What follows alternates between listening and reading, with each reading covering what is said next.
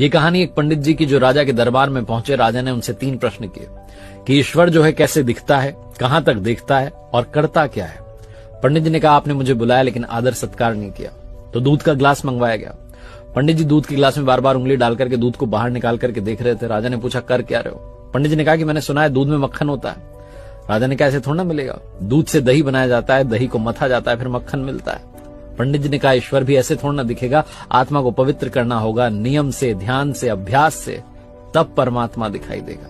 राजा बड़ा प्रसन्न हुआ जवाब से। उसने कहा दूसरे प्रश्न का जवाब दीजिए। पंडित जी ने कहा कि मोमबत्ती मंगाइए। एक मोमबत्ती मंगाई गई, उसको जलाया गया। पंडित जी ने पूछा बताइए कहां तक रोशनी जा रही है। राजा ने कहा कि हर तरफ जा रही है, चारों तरफ। पंडित जी ने कहा बस यही, परमात्मा भी चारों तरफ देखता है, हमारे हर कर्म का हिसाब उसके पास है।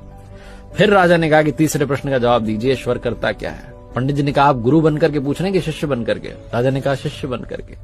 तो पंडित जी ने कहा कि आपका गुरु तो नीचे खड़ा हुआ है। तुरंत राजा ने पंडित जी को जाकर के सिंहासन पर बैठाया और खुद नीचे जाकर खड़ा हो गया।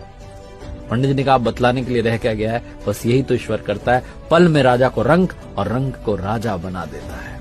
बहुत छोटी सी कहानी जिसका सार समझाता है भरोसा बनाए रखिए, प्रभु सब कुछ संभाल लेंगे, वो सब कुछ देख लेंगे, बस आपकी आराधना में, पूजा में, भक्ति में कमी मत होने देना।